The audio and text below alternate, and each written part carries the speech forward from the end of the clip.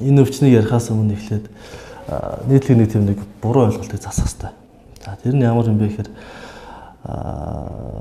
нэг хий өвчин гэж ярьдэн шүү дээ. Шамбрам гэдэг өвчин маань өөрөө болохоор уламж наргаа ухаанд уруу арилгагч хий гэдэг уруу арилгагч хийний ерөнхийдөө бол шууд үйлдэлтэй холбогддог тийм өвчин баггүй. Уруу арилгагч хий гэдэг нь болохоор ерөнхий уламж наргаа ухаанд 5 төрлийн хий байдаг. 5 үндсэн хий. Тэр 5 хийний нэг болох одоо нэг уруу арилгагч хийний үйлдэл юм аа. За тэгэнгүүтээ болохоор тухайн хийний үйлдэл маань өөрөө хий гэдэг нь өөрөө юу юм бэ гэхээр булчин болон мэдрэлийн үйл ажиллагаа. Мэдрэлийн үйл ажиллагаа гэдэг байхгүй юу? Тэгэнгүүт нөгөө нэг зарим нэг хүмүүс маань ингэдэж шүү дээ нэг голын хий гаргана, савны хий гаргана энэ төр гээл те. Янз бүрийн даралтууд өгөөд биеэс гарч байгаа энэ агааруудыг одоо хүмүүс хийтэй андуураад байдаг. Тэгэхээр хий гэдэг ойлголт маань өөр болохоор түрүүн хэлсэнчлэн мэдрэл болон булчингийн үйл ажиллагаа. За энэ хийний үйл ажиллагаа яаж алдагддгийг бэ гэхээр хүний амьдралын хий маяг тийм ээ хоол унд амьдралын хий маяг гадна улирал болон үйлийн үр гэсэн дөрвөн шалтгаанаар илүүдэн дутууд нь бурууд нь гэдгээс ерөнхийдөө тухайн хийний үйл ажиллагаа нь алдагдаад тэгээд ерөнхийдөө бол өвчин үүсдэг байгаа.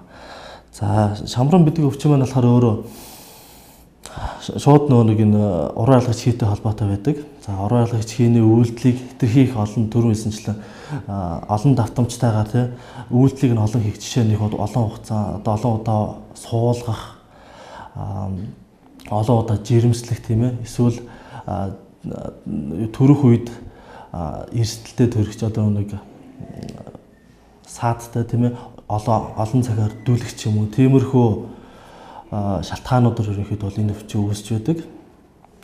Тэгээ ерөнхийдөө шамрам өвчин маань өөрөө болохоор дотроо 6 ангиллалтай өвчин. Өвчний ангиллаараа за ямар ангиллал гэдэм бэ гэхээр хийн ангиллал, шар, цус, бадган, хий шар бадган, цус гэдэг тэнгүүдээ дээрэс нь хуурай болон нойтон гэж ангилж байдаг.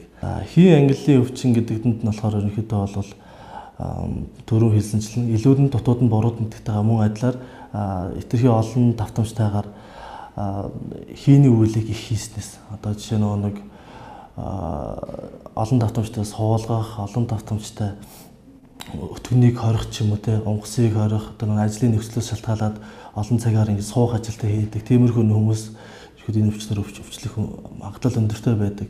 За цус шарах гэдэг дээр нь бол ерөнхий хөвчлэн одоо нэг янз бүрийн гимтэл олон цагаар мотоцикл унаан дээр морин дээр явдаг ч юм уу те тиймэрхүү бадганых дээр ихэд чинь жишээ нь хүүтэн нойтон сэрүүн нөхцөлд их удаа олон цагаар суух тийм ээ эсвэл их усыг их олон давтамжтайгаар хэргэлдэг ч юм уу өтгөгийг хатдаг ч юм уу те тиймэрхүү хүмүүс бас байж болно. За харин тэр нэг нойтон хуурай гэдэг нь бол ерөнхийдөө бол хий бадган хоёр хавсарсан үед хуурай болоод цус шар хоёр хавсарахаараа нойтон болчдөг.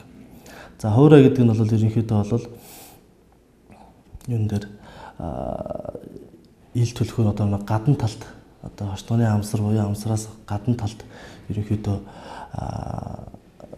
гарч ирж ил харагддаг. За цус шарих нь бол ерөнхийдөө тэр нойтон гэдэг нь дотор талд хошдооны амсараас дээш дотор битүү орчинд байдаг. Тэгээ ихэвчлэн нэг цус шүүрлүүд явагдаж байдаг. Тиймэрхүү. Шинж тэмдгүүдийн хувьд гэх юм бол хийн шалтгаантай шинж тэмдэг гэдэг дээр ерөнхийдөө бол гиз хэвлийгэр хөөх, дуршил, буурах. Дуршил гэдэг нь бол хоол болон бэлгийн дуур хосол багасах, тэгэд хошдооны амсраар загтнах, тэгэд өтгөн хатах, шээсний гарц их зэрэг шинж тэмдгүүд илэрдэг. За шар болон цусын ерөнхийдөө бол ойролцоо байдаг. Тэр үед яа гэм бэ гэхээр илүүтэйгээр их өвдөлттэй ирдэг. Өвдөлттэй тэгээд доошоогоо цус ерөнхийдөө үзэгддэг. Шарахтай болохоор ерөнхийдөө бол энэ үний цаана бол ерөнхийдөө халууны үйл ажиллагаа одоо хийшэр бодгоны халууны үйл ажиллагаа явуулж байгаа болохоор нэг судасны нэвчмхий чанар ихсээд доошоогоо судас хагарах, цус алдах гэсэн шинж тэмдгүүд төлхөө илэрдэг. За бадганы шинж тэмдэг дээр гэх юм бол ерөнхийдөө бол өвдөлт ихтэй доошоогоо хатуу зүйлс гарна. одоо нэг хатуу цагаан мохон өөрөө эргэж гарч ирдэг байгаамаа. За нойтон хуурай гэж сая түрүүн хэлсэн байгаа. Энэ нь бол ерөнхийдөө бол хий бадхан хоёр хавсархаараа хуурай болцдог. Цус шар хоёр хавсархаараа бол нойтон болцдог. Тэгэхээр тухайн өмнө хэлсэн хий бадганы шинж тэмдгийг холилдож хуурай үед гарч ирнэ. Нойтных бол шар цус хоёрын шинж тэмдгүүд холилдож доошоо гардаг байгаамаа. Өөртөө үзүүлдэг шинж тэмдгүүд нь. Эмчилгээний хувьд тэгэхээр ерөнхийдөө энэ өвчин маань өөрөө юу гэдэг юм аа. Нэг жил дотор ерөнхийдөө бол эмчилгээ үр дүн сайн авдаг. Жилээс ирэхээр ерөнхийдөө бол эмчилгээ авахтай их удаан байдаг. Тэгээд ерөнхийдөө бол энэ чи өөрөө бас нэг эрүүл ахуй талаас нь тийм ээ нэг шарх үүсгчдэг болохоор янз янзын тийм амьтны гаралтай тос тийм дур мэдээ эмчилгээ хийх бол тийм зөв үйлдэл бол биш. Заавал эмчид үзүүлээд эмчийн зөвлөгөө аваад тухайн тэр эмчийн хяналтанд, эмнэлгийн хяналтанд энэ өвчнийг ерөөдөө түргэн яралтай эмчлэх ёстой. Эмчилгээ бол өөрөө зөвхөн эмэнд найдаж болохгүй, засал эмчилгээнд найдаж болохгүй. Эмчилгээ чинь өөрөө хоол, хүнс, амьдралын хэм маяг, эм засал гэсэн дөрвөн төрлийн эмчилгээ явагдаж байгаа. За тэгэнгүүт эмнэлгээс хамаарч байгаа нь 50%, хувь хүнээс хамаарч байгаа нь 50% байдаг. Мэдээж бол эмийн сонголтууд тухайн өвчин өөрөө аль үе шаттай явж байна тийм ээ. Ямар эргэтэн тогтолцоог авсарсан байна. Тэр уран ялгаж хийг зөвхөн эмчлэх юм уу, эсвэл шамрамаа зөвхөн эмчлэх юм уу? Тэндээс хамаарат эмийг сонгох, заслыг сонгох гэж байдаг. Ихэвчлэн бол засал эмчилгээнд дээр бол хануур, төөнүүр, зүү тэгээд ууран дэвтэлэг гэсэн эмчилгээнүүд ерөнхийдөө бол үр дүн сайн өгдөг. Тэр нь бол нэг одоо юугаар зөвхөн хөнгөн үедээ бол зөвхөн эмийн эмчилгээ болон төөнүүр засал, төөнүүр эмчилгээ илүү үр дүн сайтай байдаг. Хөндөрсөн тэгээд илүү тийм нэг нойтон буюу тэр нэг дотор далд байгаа тиймэрхүү цус шартай авсарсан тиймэрхүү үед бол хануур заслыг ерөөд бол төлхөө хийлэг бол их үр дүн сайн өгдөг. Эмчилгээгээ хийлэгчлээ, заслаа хийлэгчлээ.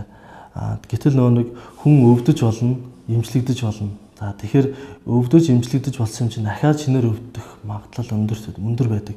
Тэрийг бол хүмүүс нэг одоо хүмүүс ярьдаг гам баггүй юу?